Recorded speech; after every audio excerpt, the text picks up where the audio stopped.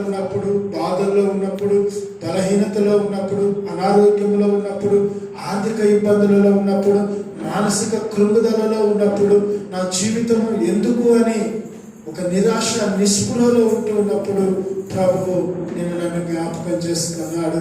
జ్ఞాపకం చేసుకున్నటువంటి దేవుడు ఆయన మనందరినీ కాపాడాడు. ప్రియమైన దేవుని బిడ్డలారా, ఎంతో మంది బిడ్డలు, మన ఆత్మీయులు, మన బంధువులు, మన తోబుట్టువులు, మన చుట్టుప్రక్కల ఉన్నటువంటి వారు, గత సంవత్సరం ఉండినటువంటి వారు ఈరోజు లేకపోయారు. నన్ను ప్రేమిస్తున్న దేవుడు కునుకక నిద్రపోక తన కృపలో మనల్ని భద్రపరుస్తూ కనుగుడ్డును కనురెప్పలు ఏ విధంగా కాపాడుతూ ఉన్నాయో నన్ను కాపాడుతున్న దేవుడు, కనికరము కలిగిన దేవుడు, వాత్సల్యత కలిగిన దేవుడు, కృపామయుడు, దయామయుడు, జాలి కలిగిన దేవుడు, కృపను విస్తరింపచేస్తున్నటువంటి దేవుడు.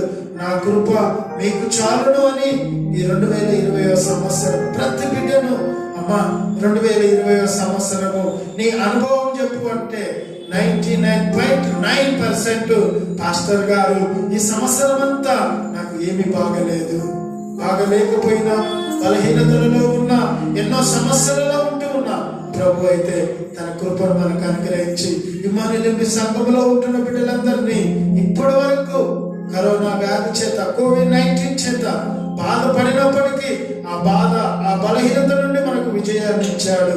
ఎవ్వరు కూడా చనిపోవడానికి, ఎవ్వరు కూడా మరణానికి దరిదాపులోకి వెళ్ళకుండా ప్రభు కృప చూపాడు. ఎంత గొప్ప దేవుడు! అందుకే అంటున్నాడు కీర్తనకారుడు, నీ జీవితంలో, మన జీవితంలో, మనందరి జీవితాలలో దేవుడు చేసిన కార్యాలను కీర్తనకారుడు సుమారుగా 150 అధ్యాయాలు ఉంటే 75% వరకు దావీదు భక్తుడే కీర్తనలు రాశాడు. ఎందుకు రాశాడో తెలుసా?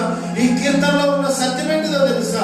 దేవుడు ఆయన విషయంలో ఏదైనా అద్భుతం చేసినప్పుడు దేవుణ్ణి స్తుతిస్తూ ఆయన కీర్తన రాశాడు. నీ జీవితంలో, నా జీవితంలో దేవుడు ఎన్నో మేలులు చేస్తున్నాడు. ఎన్ని కీర్తనలు మనం రాస్తున్నాం? కీర్తనలు రాసే తలాంతు లేకపోయినా దేవుని స్తుతించే హృదయం మాత్రం మనకు ఉన్నది కదా. మన సంఘంలో ఎవరు కూడా మాట్లాడలేని మూగవారు లేరు.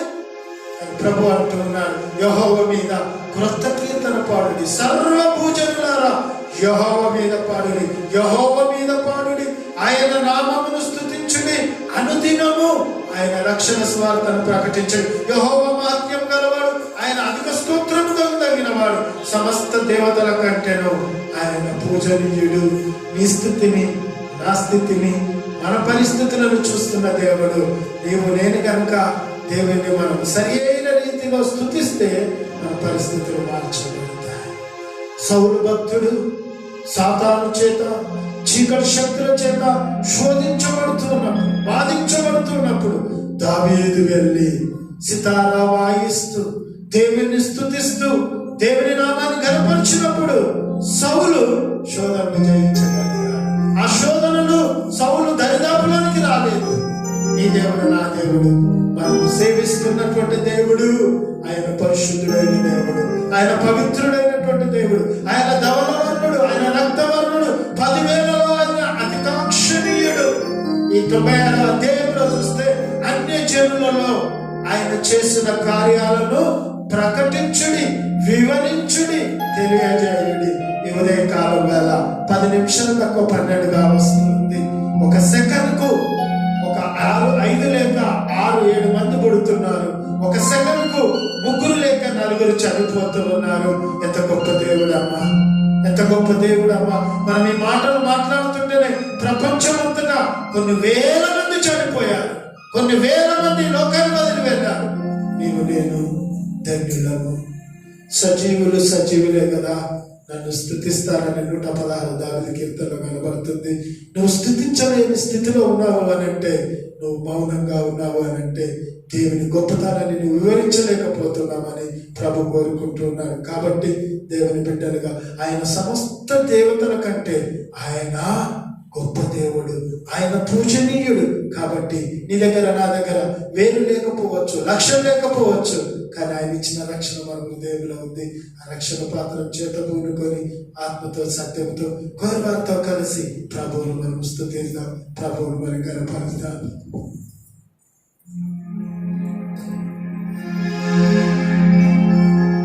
పాటల తర్వాత భాగ్య డేవిడ్ రాజు గారు మనల్ని ప్రార్థనలో నడిపిస్తారు. భాగ్య ఆరాధించు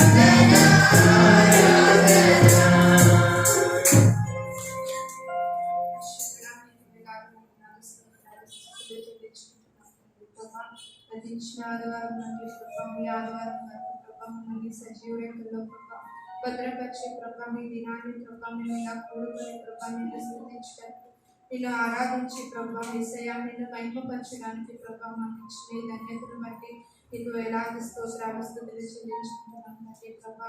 వచ్చిన ప్రతి బిడ్డను మీరు దీవించండి, ఆశీర్వదించండి ప్రభా. ఇంకా రానియుంటున్న బిడ్డలను ప్రభా త్వరపెట్టి తీసుకుంటామని అడుగుతున్నాం ప్రభా.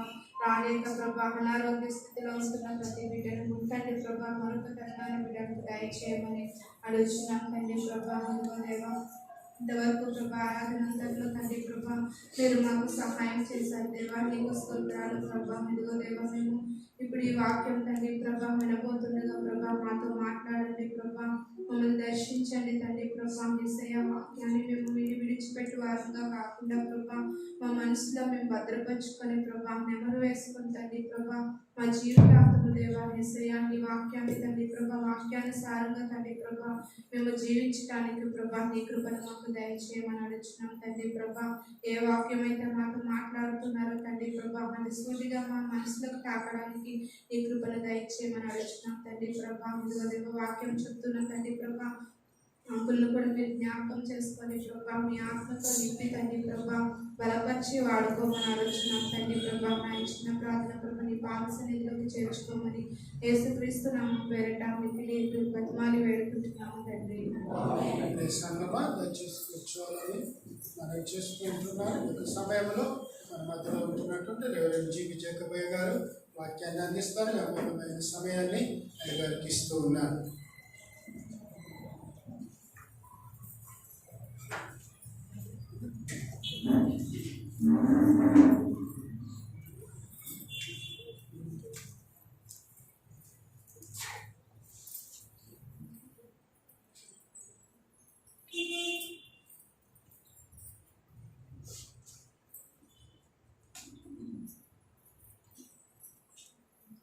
ప్రియమైనటువంటి దేవుని ప్రకారం మరి ఒకసారి సంవత్సరం ఆఖరి ఆదివారంలో మేము ముందు నిలబడడానికి దేవుడు ఇచ్చినటువంటి అవకాశాన్ని బట్టి మరి దేవునికి వందనాలు చెల్లిస్తుంటున్నాం.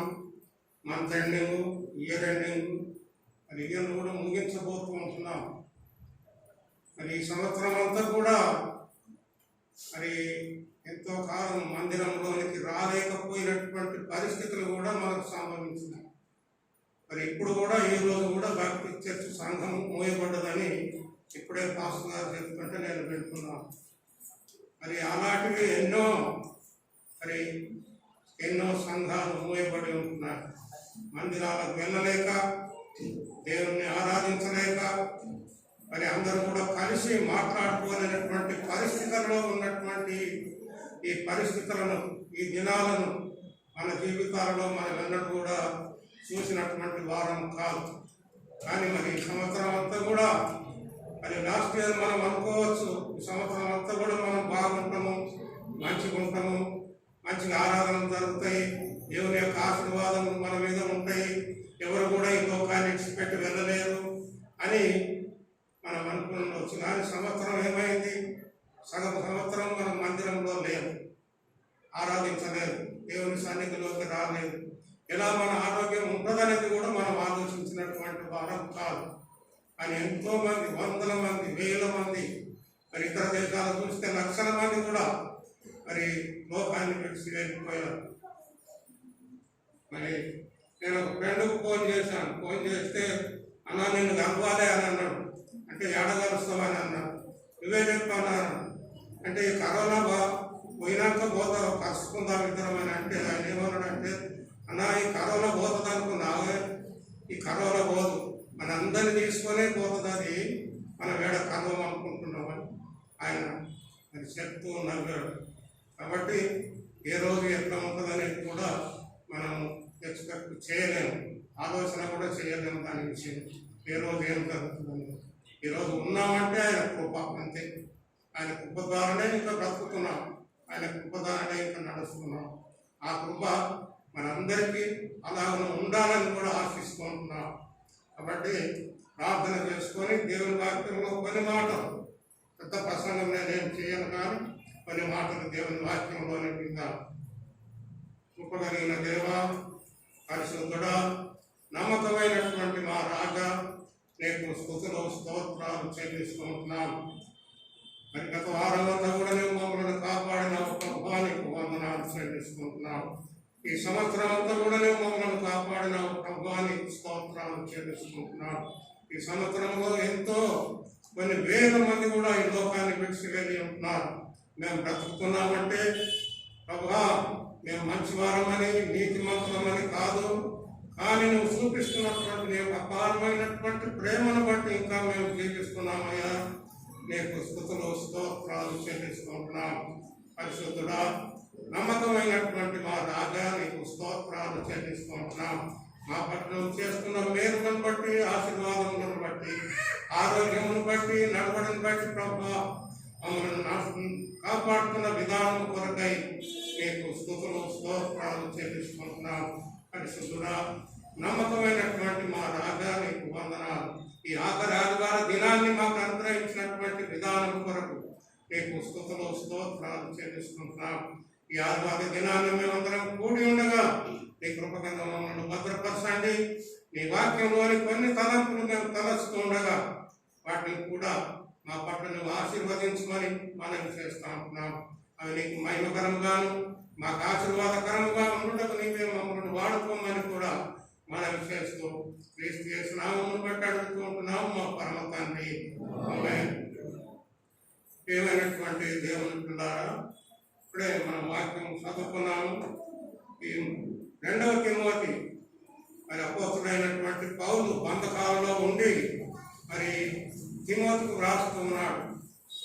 నా ప్రియ కుమారుడైనటువంటి ఆత్మీయ కుమారుడైనటువంటి తిమోతి అని సంబోధిస్తూ మరి లోకంలో ఉన్నంత కాలము నువ్వు మరి యేసయ్య యొక్క సేవలను కొనసాగించాలి అనేటటువంటి మాటలు ఇక్కడ మనం చూసుకుంటున్నాం. ఈ మొదటి అధ్యాయము 2వ వచనంలో మనం గమనిస్తే, తండ్రి అయిన దేవుని నుండి మన ప్రభువైన క్రీస్తు యేసు నుండి కృపయు కనికరమును సమాధానమును కలుగును గాక. ఇక్కడ ఏమంటుందంటే కనికరము, ప్రేమ, సమాధానము నీకు కలుగునుగా కానీ మొట్టమొదట ఆయన మాట చెప్తూ ఉంటున్నాడు. ఎవరికి? తన ఆత్మీయ కుమారుడు తాను దేవుని వాక్యాన్ని అందించి ఆయన రక్షించినటువంటి ఒక ఆత్మను ఆయన చేతిలోకి తీసుకొని ఆయన పెంచుతూ వాక్యంలో పెంపొంద చేస్తూ ఆయన సువార్తను అందించి ఒక సువార్థికునిగా తయారు చేసినటువంటి తిమోతికి మరి కనికరం చూపిస్తున్నాడు.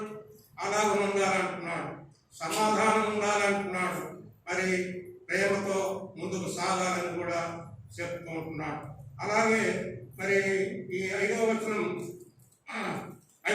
చదవండి. నా ప్రార్థనయందు ఎడతెగక నిన్ను జ్ఞాపకం చేసుకొనుచు నీ కన్నీళ్లను తలచుకొని నాకు సంపూర్ణ ఆనందం కలుగుటకై నిన్ను చూడవలనని రేయి పగళ్ళు అపేక్షించుచు నీ అందున్న నిష్కపటమైన విశ్వాసమును జ్ఞాపకము చేసుకొని నా పితరాచారం ప్రకారము నిర్మలమైన మనస్సాక్షితో నేను సేవించుచున్న దేవుని ఎడల కృతజ్ఞుడనై ఉన్నాను. ఆ విశ్వాసము మొదట నీ అవ్వ అయిన లోయలోను నీ తల్లి అయిన యూనికేలోను నివసించెను. అది నీ యందు సహవసించుచున్నదని నేను రూఢిగా నమ్ముచున్నాను. ఆయన చెప్పినటువంటి మాట ఏమిటంటే, నీలో నమ్మకం ఉంది, మరి నీలో విశ్వాసం ఉంది, నీలో మంచితనం ఉంది, నీలో నీ స్వార్థను యేసయ్య యొక్క స్వార్థను అందించడానికి నీకు ధైర్యం ఉన్నది కాబట్టి ఇంకా ముందుకు సాగాలని కూడా చెప్తూ ఉంటున్నాడు. విశ్వాసం నీలో ఉంటుంది. ఆ విశ్వాసాన్ని నేను గమనించాను అని కూడా చెప్తూ ఉంటున్నాడు. ఆ విశ్వాసం ఎక్కడి నుండి వచ్చిందంటే, మొట్టమొదట నీ అవ్వ అయినటువంటి లోయలోను, తర్వాత నీ తల్లి అయినటువంటి యూనికేలోను, ఆ తర్వాత నీలో కూడా నేను గమనించినటువంటి మాట మరి అపోస్తులైనటువంటి పౌలు తిమోతికి చెప్తున్నాడు. ఈ మాట అంటున్నాడు. ఐదవ మాట ఆఖరి వచనం అది. ఆ విశ్వాసము మొదట నీ అవ్వ అయిన లోయలోను, తర్వాత నీ తల్లి అయిన యూనికేలోను వసించను. అది నీయందు సహా వసించుతున్నదని నేను రూఢిగా నమ్ముతున్నాను. నేను నమ్ముతున్నాను, విశ్వాసంతో నమ్ముతున్నాను, నాకున్నదా విశ్వాసం, నీలో ఆ విశ్వాసం ఉన్నది, నువ్వు ముందుకు సాగుతావు, నువ్వు దేవుని సేవ చేస్తావు అనేటటువంటి మాట కూడా ఆయన వర్ణించినట్టుగా మనం చూస్తా ఉంటున్నాం పిల్లలు. ఆ విశ్వాసం మనకుందా? కష్టం వచ్చినప్పుడు విశ్వాసాన్ని విడిచిపెడతామా? నష్టం వచ్చినప్పుడు, బాధ వచ్చినప్పుడు ఆ విశ్వాసం నుండి తొలగిపోతామా అనేది కూడా మనం ఆలోచించవలసినటువంటి వారమే అంటున్నాం. తర్వాత ఈ 2వ అధ్యాయానికి వచ్చేటప్పుడుగా కొన్ని మాటలు చెప్తున్నాడు. అక్కడ ఏమంటుందంటే, నా కుమారుడా, క్రీస్తు యేసునందున్న కృపచేత బలవంతుడవు కమ్ము. నీవు క్రీస్తు యేసునందున్నటువంటి కృపచేత బలవంతుడము కమ్ము. ఏ కృప నీకు అవసరం ఉందో ఆ కృపనే నిన్ను బలవంతునిగా తయారు చేస్తుంది. ఆ కృపనే నిన్ను సేవకునిగా మార్చేస్తుంది. ఆ కృపనే నిన్ను సేవకునిగా తీసుకొని వెళ్తుంది. ఎక్కడైతే సువార్త లేదో అక్కడ వర్ణించడానికి, సువార్తను ప్రకటించడానికి, సువార్తను వ్యాపింపజేయడానికి నేను తీసుకొని పోతుందని. కాబట్టి ఆయన ద్వారానే నీవు బలవంతుడవై దాన్ని కొనసాగించమని కూడా తెలియజేసుకుంటున్నాను. మరి 2వ వచనం చదవడం, నీవు అనేక సాక్షుల ఎదుట నా వలన విన్న సంగతులను ఇతరులకు బోధించుటకు సామర్థ్యము గల నమ్మకమైన మనుషులకు అప్పగింపుము. నా ద్వారా ఏదైతే నీవు విన్నావో, నేను నీకు ఏదైతే బోధించి విశ్వాసంలోనికి నడిపించానో ఆ విశ్వాసము మరి ఇతరులకు నువ్వు బోధించినప్పుడు, నేను చెప్పినటువంటి ఆ వార్తలన్నింటినీ కూడా ఇతరులకు బోధించేటప్పుడు నమ్మకమైనటువంటి సేవకులను తయారు చేయమని కూడా మరి అపోస్తుడైనటువంటి పౌలు తిమోతికి బోధిస్తున్నాడు.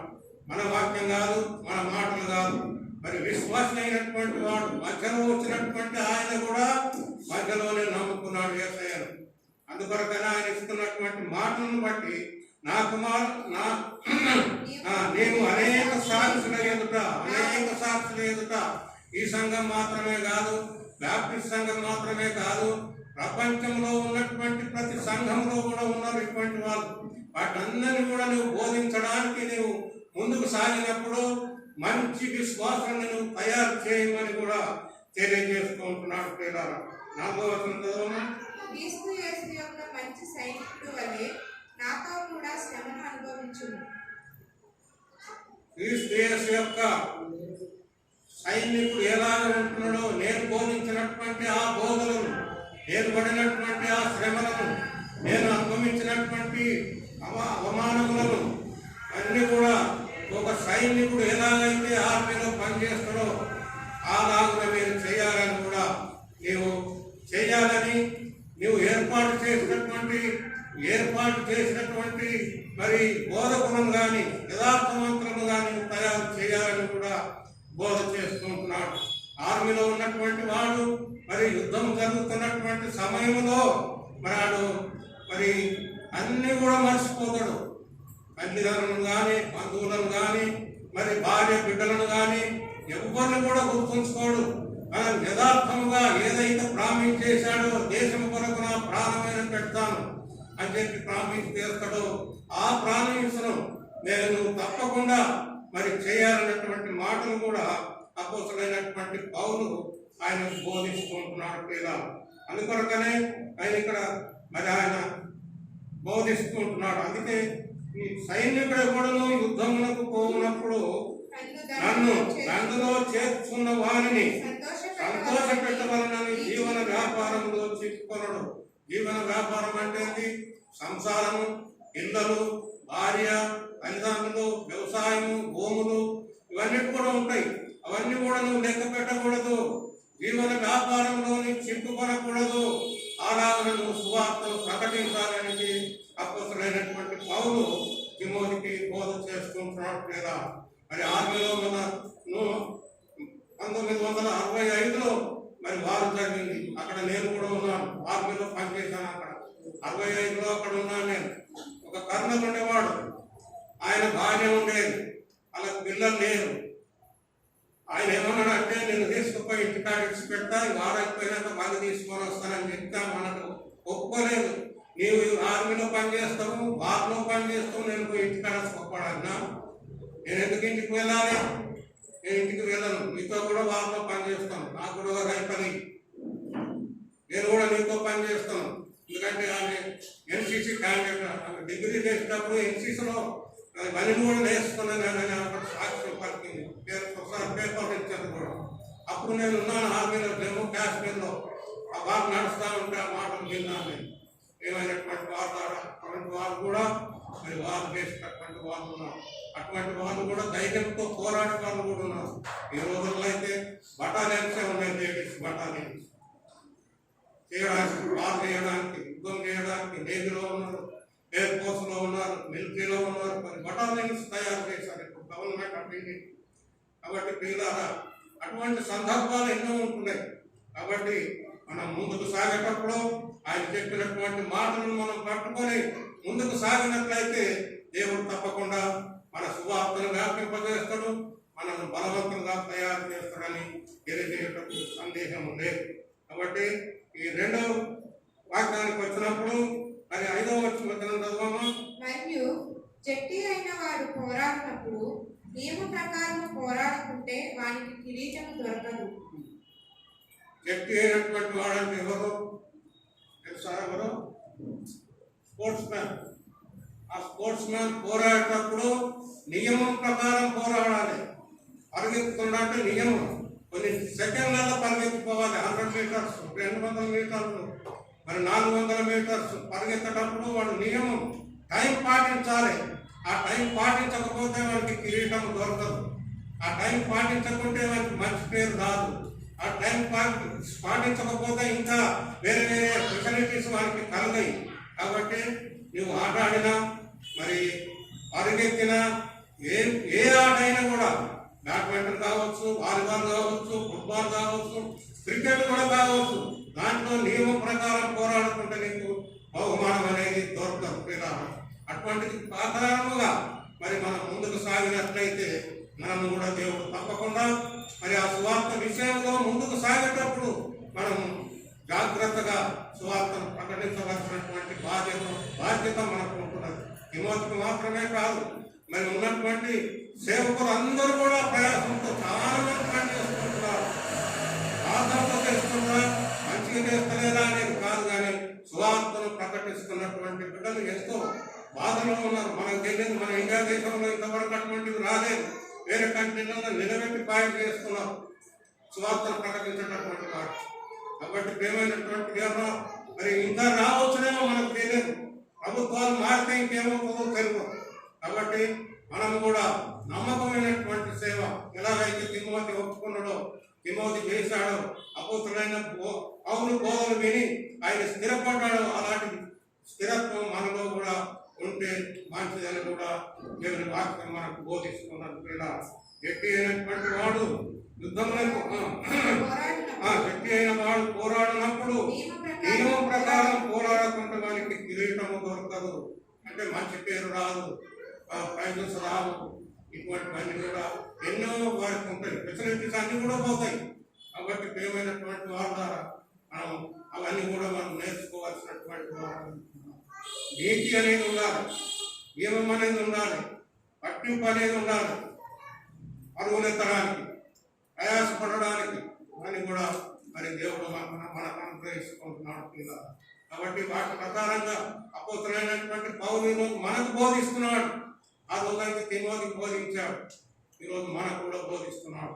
ఇవ్వబడ్డ వాక్యం అంటే మన కొరకు నిలిచి ఉన్నటువంటి వాక్యాన్ని మనం అనుసరించినట్లయితే దేవుడు తప్పకుండా మనల్ని కూడా ఆ సేవలో వాడుకుంటాడని కూడా తెలియజేయడానికి సందేహం ఏమీ లేదు.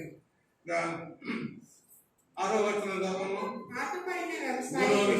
మూడవ విషయం మొదటిది సైనికుడు, రెండవది గట్టి అయిన వాడు, మూడవది ఒక వ్యవసాయకుడు. పాటుపడిన వ్యవసాయకుడే మొదటి ఫలములలో పాలు పంచుకొనవలసిన వాడు. పాటుపడినటువంటి వ్యవసాయకుడు. ఈరోజు వ్యవసాయకుడు మరి ఢిల్లీలో ఒక మొత్తం అయింది పట్టి స్ట్రైక్ చేస్తా ఉన్నారు.